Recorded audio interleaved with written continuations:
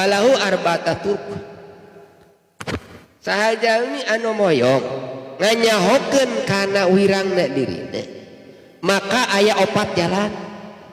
urang teh teu apal ari aib urang teh naon ka wirang urang teh teu apal hiji saur Imam Ghazali ayat jelisa bana yaday syekh basirah bi uyubin nafsi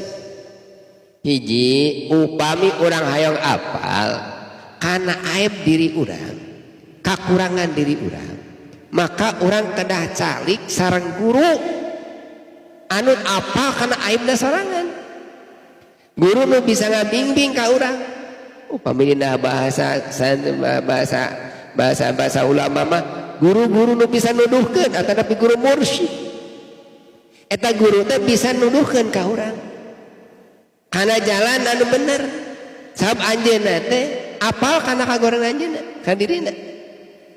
guru anu bisa nuduhkeun kalau bahasa para ulama mah guru mursyid maka lamun urang caket sareng guru anu bisa nuduhkeun mursyid teh aya mursyid